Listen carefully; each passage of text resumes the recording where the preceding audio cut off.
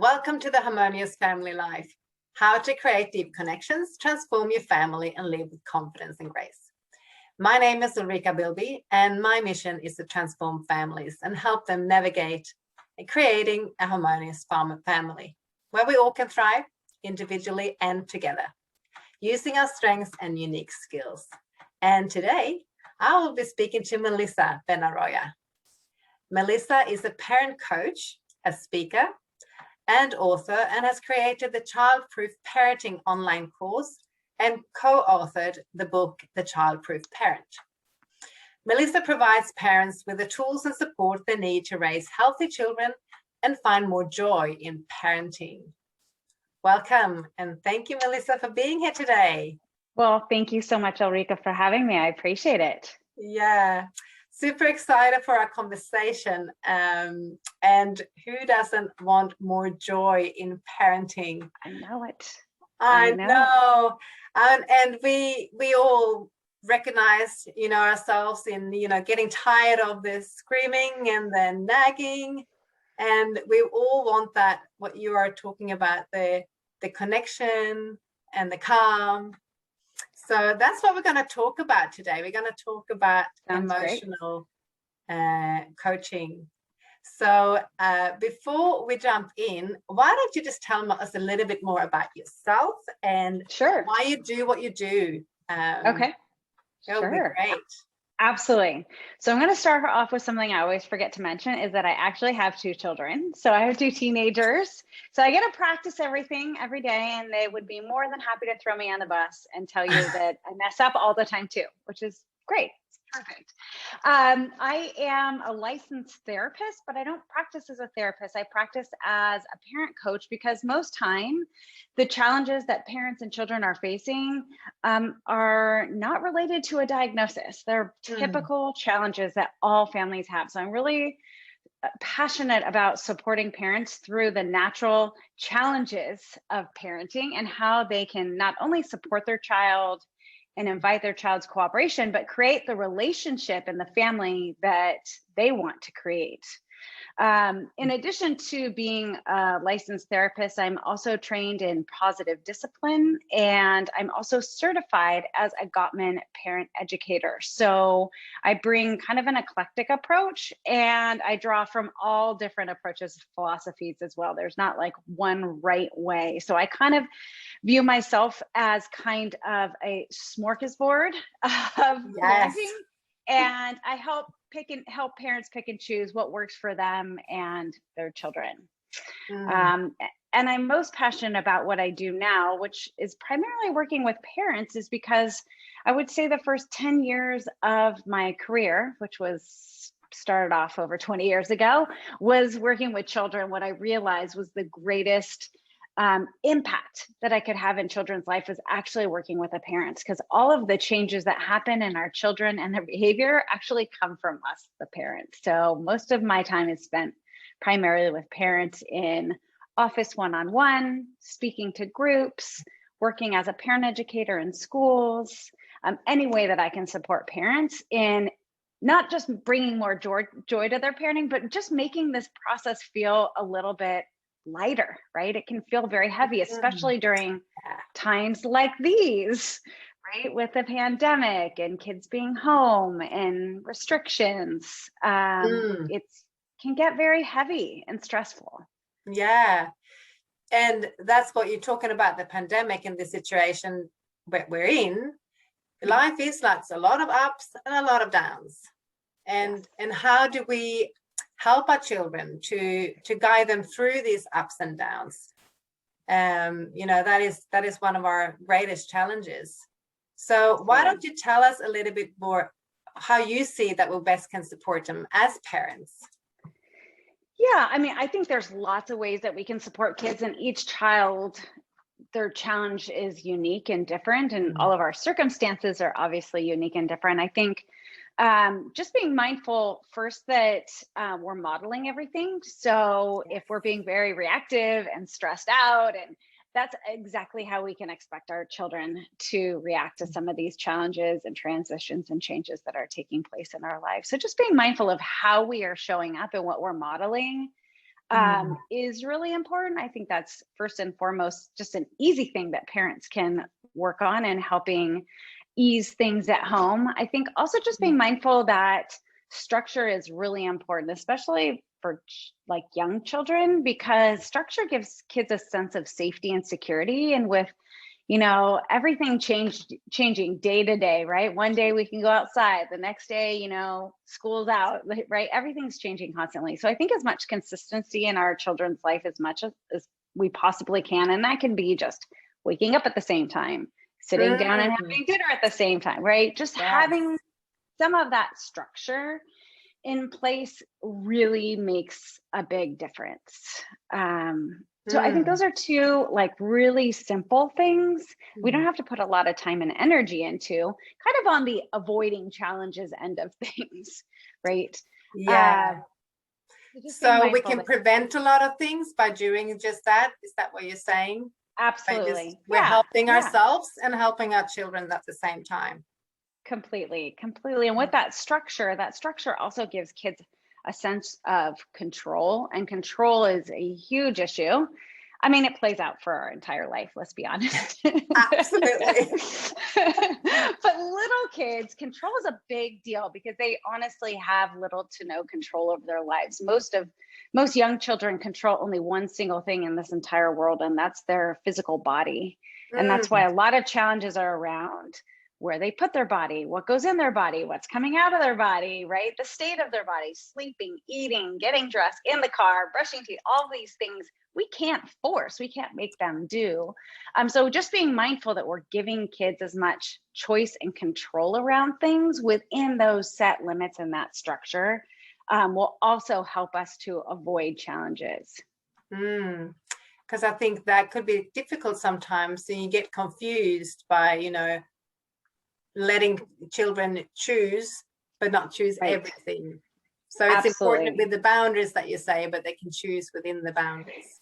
Yeah, absolutely. And I actually use a lot of limited choices where there's a limit, right? And within those limits, we only offer 2 choices. So it's not like, hey, we're having breakfast, what do you want? It's, hey, we're having breakfast and we have 5 minutes. It's very clear.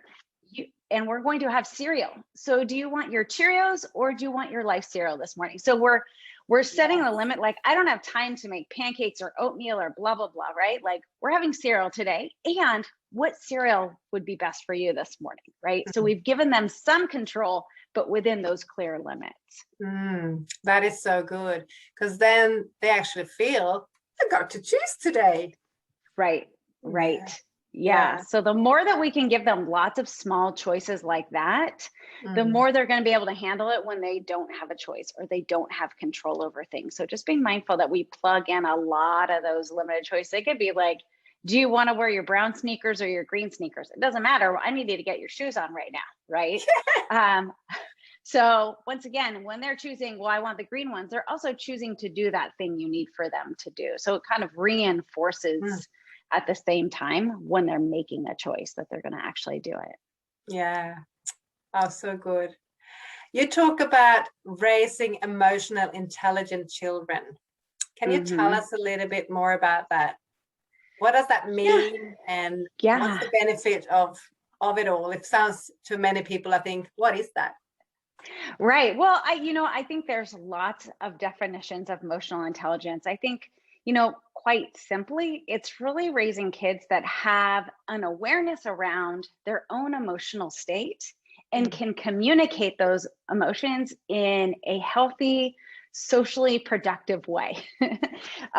So it's just having that greater awareness and having tools and skills to communicate our emotions and get our needs met in a positive way. Because a lot of our children's misbehavior is an attempt to getting their needs met, but it's usually in a negative way. So it's really helping kids. We have to first understand how I'm feeling, what I'm needing before I can communicate it, right? So it's really the big first step in building emotional intelligence is just having that awareness, having some language, right? Building that emotional vocabulary, and then learning different ways to express ourselves. Yeah. And to do that, you have some skills or set of skills that you can you can use? You call it, what do you call it? Emotional coaching? Yeah, so I think there's a lot of ways to start building that. I first want to recognize that really young children, their brains are developing at a rapid speed, but their brains are very underdeveloped. Their brains keep developing until closer to 25 years of age. So just thinking about like the limited capability of this underdeveloped brain, and acknowledging that a child up until about 7 years old has little to no impulse control or emotional regulation. So we can't expect anybody at that age to communicate very effectively how they're thinking. And that's why our children use their behavior and their physical body to communicate very early on what they need and what they want. And our job is to coach them along the way to help recognize these things and communicate it differently. So just being mindful that like, we can do some work with kids when they're very young, but we can't really expect them to regulate themselves until they're closer to the age of 7, because that piece has not developed yet. So I think with really, really young kids, reading lots of books on emotions and how kids and characters deal with tough situations. I mean, even if you're watching a video together, there's so much opportunity to talk about how somebody handled something or what do you think they're feeling. So I think just having dialogue very early on with little kids is really important. Emotion coaching is a tool that was created by Dr. John Gottman, who is a world famous researcher on couple relationships and emotion coaching. And he created this framework as a tool to help parents work with their children around regulating conflict. So a lot of people use the word conflict resolution and we're not always resolving conflict. Sometimes there's just conflict exists. Yes. And it's not always going to feel like a win-win, right? So that's why I love using the word conflict regulation, especially when there's a sibling or a friend involved. It's a tool that we can use to help our child communicate and problem solve all on their own. So early on, I actually view emotion coaching as a parenting tool, kind of a higher level parenting tool, because there are 5 different steps to the framework. So this framework can be used one-on-one with a child. So maybe they're having a challenge around something. It could be with 2 children. It could be with a classroom of children. But it's kind of a step-by-step way of kind of breaking down this problem-solving conversation. And before you even get to the problem-solving piece of the conversation, there's a few really important steps that most of us as parents forget. Interesting. Tell us more. So I'll share a few of those. So the first step, and most of them we're not really doing or saying anything. The first step is just being tuned in to our child's lower intensity emotions. So you know that look on your child's face when like, right? Or like it's something they do that's telling you something's off here, but they haven't like fully exploded or thrown something or kicked anybody just yet. So emotion coaching parents are very aware and tuned into their child's emotions. Now, you know what? Sometimes our kids go from 0 to 60 and we don't catch it. That's fine. But just being mindful of those lower intensity emotions, that's kind of really the first step. The second step is looking at these moments, not as situations where we just got to like shut this down or move through this, because many times they happen, you know, not in the privacy of our own home, but out in public where other people are watching. And many times in those moments, our knee-jerk reaction, our emotional response is, oh my God, I'm so embarrassed. Shut this down. Stop that. Do this, right? Like really, we start feeling a little bit out of control. So we try to control the situation, which many times escalates it. So the second step is a reminder that this moment is a moment for teaching and connection, that this is a gift. And so we really need to shift the lens in this moment. And instead of looking through the lens of like pain and embarrassment and like shut it down, move it to the lens of like, this is such a great opportunity to teach and coach and guide my child so they can manage this better, maybe in the moment, or maybe they learn from it so next time they can handle it a little bit better. So it's really embracing the teaching moment. I kind of, the second step I see is this beautifully wrapped package with a big shiny red bow on it. And it's just the step is like, pick up that gift and acknowledge this is a gift right now. That's it. We haven't done anything. Yeah. The next step, also very difficult to do in these moments where we're having an emotional reaction, is simply ask a question like, hey, what happened, or what's going on? This is the step where our focus is listening.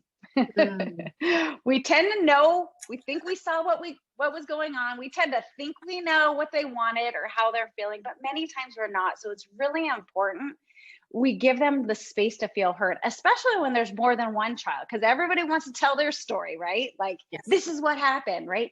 So in this step, we give everybody the chance to have a voice. So once they share what happened, what, didn't happen, whatever their story is, then we just reflect back. Oh, it sounds like you were standing in line and he jumped in front of you and you weren't very pleased about that. So we just reflect back. And the step is really important, because not only do they feel heard, but they also feel validated in some way. They feel heard and understood. So they're going to be more open to having a greater conversation here. If we skip this step, many times they are trying to tell their story and we've moved beyond it. And they're not interested because they don't feel heard just yet. So listening, that's hard. That's hard any day. Super hard. Super hard. Yeah. And we haven't even gone into any emotions yet. So we're not trying to help them identify how they're feeling. We just want to hear the story and reflect back and empathize with that. That's it. Yeah. So everything that you're just talking about now it's sort of a mental shift as well, like just seeing this as a gift, for example, which is, not something that we naturally do, probably. Right. Yes. Right. Yeah. So it's like a shift that we need to be doing and be aware, of the situation from a totally different perspective. Absolutely. Absolutely. Because many times we just get triggered in these moments, right? We get triggered and our emotions escalate. So it's really, usually I work with parents on a few other things before we get to this, tool or this framework, because regulating our emotions, that all in itself is really hard. So we have to be calm and present to have this conversation.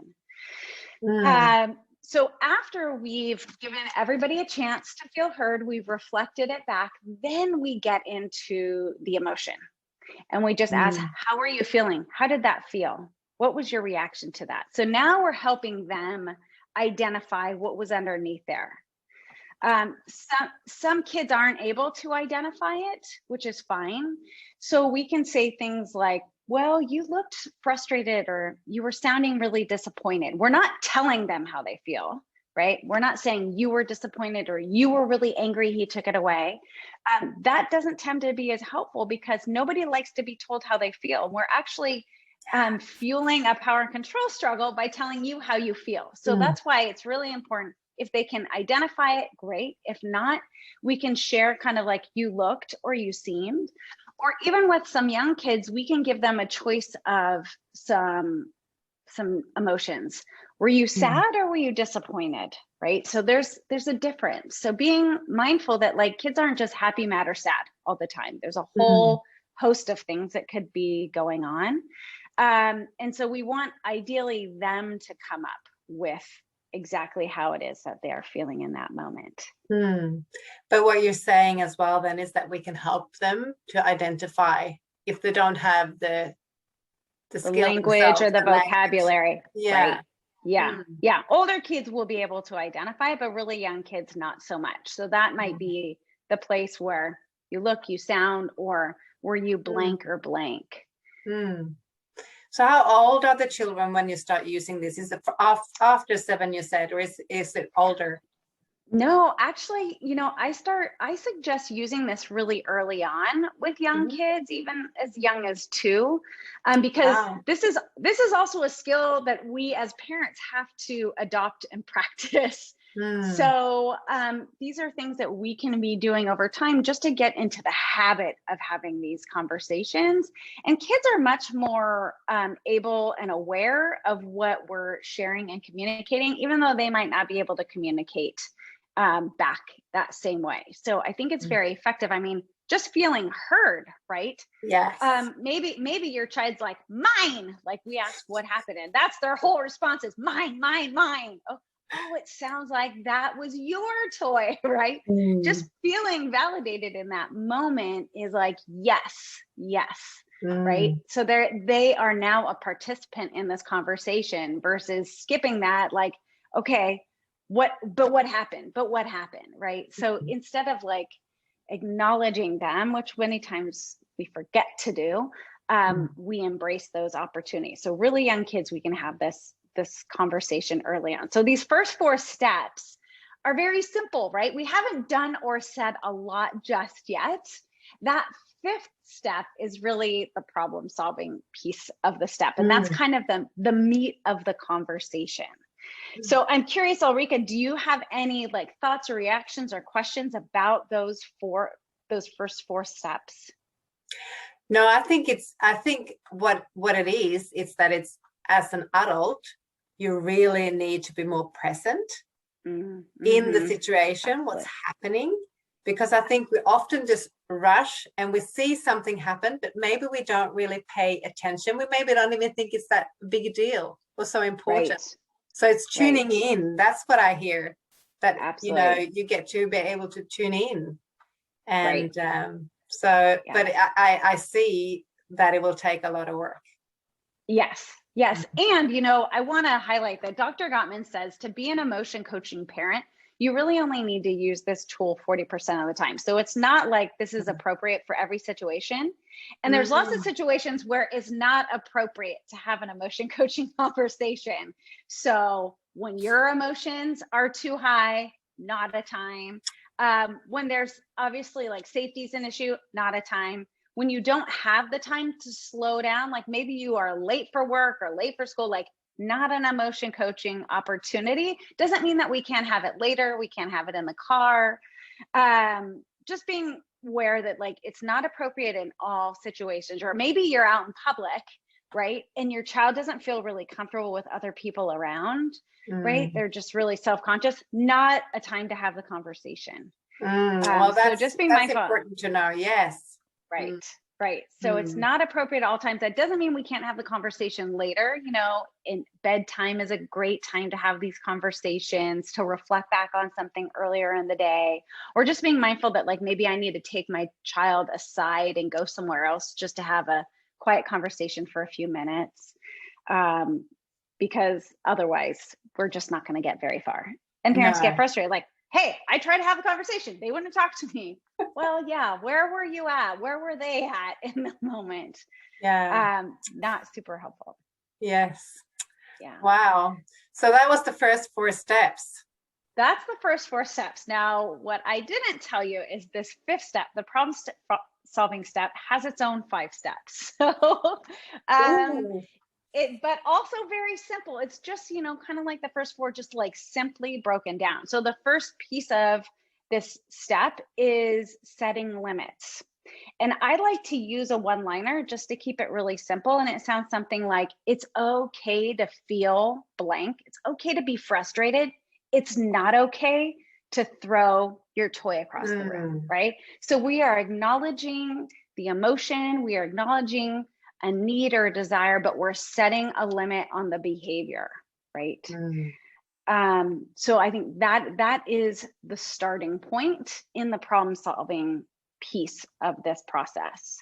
Once we've set that limit, this is an opportunity, once again, get a little bit more clear on what was going on. So we might have seen what was going on the surface. They may have been able to share a little bit more earlier on in the other step when we asked like what happened, but this is a step where we really need to know like what's driving it. So it could be something of like, hey, honey, what did you want? What did you need? Right? So what is the goal? What was their goal here? I needed to have my turn. I needed to go next. I was waiting for 5 minutes, right? I needed my special toy back. I don't like other people playing with it. Oh, okay, right? Sometimes we think we see what was going on and what they wanted or needed, and many times we're off. So if we skip this, we might be problem solving for the wrong idea, the wrong problem, right? Or if we have more than one child, they might each have their own thing that they need to solve for. So just getting clear on what it is they wanted or needed. Once we are clear on what the desire is, then we do some brainstorming. And ideally, the brainstorming is done on the child's behalf together or on their own, or we can coach them.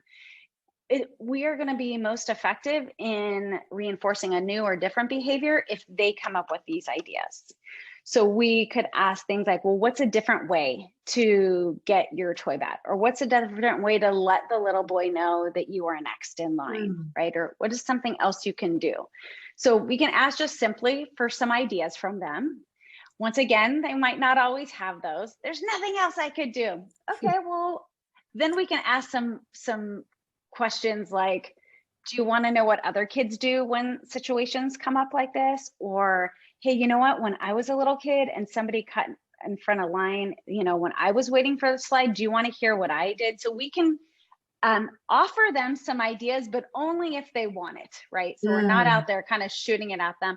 Or maybe our child had a successful situation like this previously, and we can draw them back to, remember last week when we were at the park with your buddy, what did you say to them when you had been waiting for the swing a really long time and you wanted to have a turn? So we can coach them back to a time where they had been successful. So ideally we coach, I don't know, 2 or 3 ideas, at least like one decent idea in there. There might be some bad ones. Well, I could just like push them out of the way. Okay, well, that's one idea. If that's their idea, we're only in brainstorming right now. We're not ruling anything out. We can include that, but let's come up with maybe 1 or 2 more if there's a really bad one in there. So we come up with a few ideas together, ideally generated by the child. And then we take those few ideas, and this 4th step is an evaluation process. And we go through each of those ideas and helping them connect the dots. You and I can think through, well, if I do this, this is what's going to happen. Like we can already connect the dots. Our kids don't have that process in place cognitively yet. So, okay, so you're standing in line, you push the boy over because you want your turn. What would happen? Well, you probably fall to the ground and cry. His mom would come over, you would get mad at me, or, we'd help them piece together like what would happen. Right. And we go through each of the ideas that way. Right. And just helping them see. And maybe if we have, a set of family rules, we can rely on those rules. Like, one of our family rules is respect. Is it really respectful to push somebody over? So we're just helping evaluate on maybe previous conversations or family rules that we've established before. And then the last step is simply letting them pick. So what are you going to try? What are you going to do? So maybe there's an opportunity here to do a do-over, try again. Maybe the opportunity here is for a repair, right? Like, how are you going to, see if the little girl's okay and apologize? Or maybe it's just like, hey, the next time this happens at the park, what do you think you'll try, right? So there's not like we're going to fix this in this moment now, because as you and I know, Ulrika, this stuff is going to happen again, right? It doesn't happen one time and they get it and then like we move on. Yeah. So it's great for them now because they've told you what they're going to do, that they have this in their pocket for next time. Because if we don't help them focus on other things they can do, they're just going to keep going back to that thing that didn't work out so well for them. Yeah. Right. So what I'm hearing is that we really are trying to empower the child to have the tools and the skills for the next time. And really, that's something that we can, bring with us as we grow older as well. Absolutely. Yeah. And if something happens, we're at the park again and the same thing is playing out with our kid, we can jump in and, what did you say you were going to try this time? Right. So we can coach them to that idea that they had. And we're not telling them what to do because it was their idea in the first place. Exactly. Right?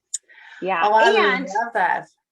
It's not just a great tool for us to use in coaching with kids. When we use this dialogue, this framework consistently, they now have skills to problem solve on their own. So as kids get older, you'll start hearing this stuff come out of their mouth, right?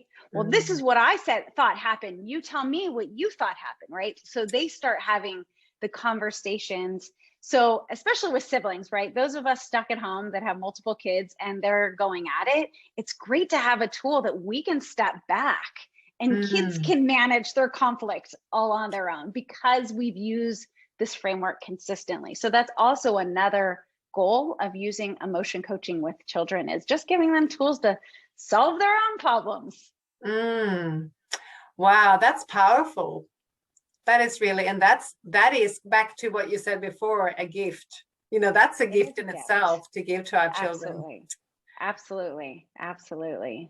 Wow, this is just amazing. It's super interesting to listen to you and to hear about this emotional and other way of actually finding a way to solve conflicts. Right. That doesn't have to be a conflict then, because in the end, you just find a way. Right. Yeah. And you know what?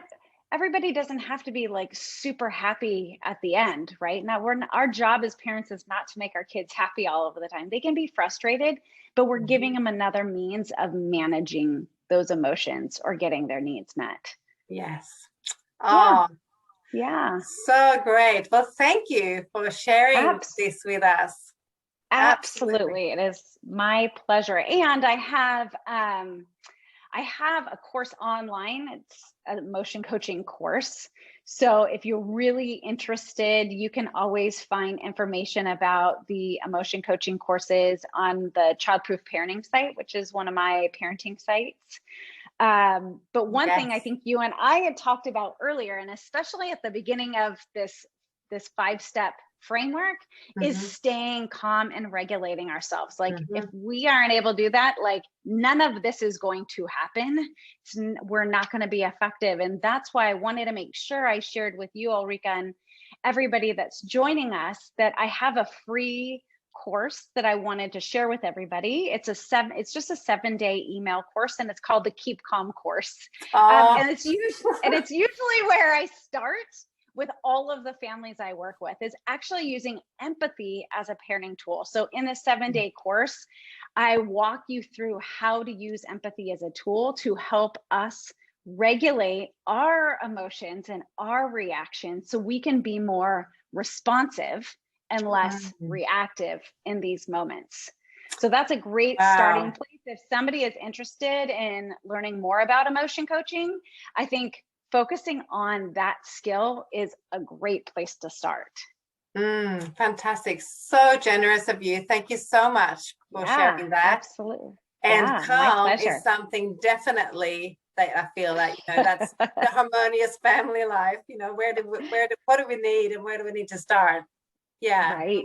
We all want to find that calm place. I hear you. And especially because, life is chaotic and things are happening that we know will be out of our control sometimes, and to have a skill then that we can come back to. So thanks for that. Right. Thank you so much. Yeah. It is my pleasure. Yeah. Thank you. So if they want to find your book, it will be your website. They will find you, and also your online course is there as well. Yep. Right. Yeah. So I have 2 websites. One is the Childproof Parenting website, and that was created I have several online courses. So that was created just to really educate parents on the different courses. And I have a blog that covers almost every parenting topic out there. And then I also have another website, which is just basically melissabenaroya.com, which also includes a lot of the same information, but also more about how I work with families as a private coach and also speaking to groups and organizations around the world. Oh, fantastic. Well, thank you so much. And thank you everyone for listening. Sure. And make sure that you go in and find out all these different information on Melissa's site. And now in these online times, you know, online course, it's easy access. So thank you. And thank you. Thank you.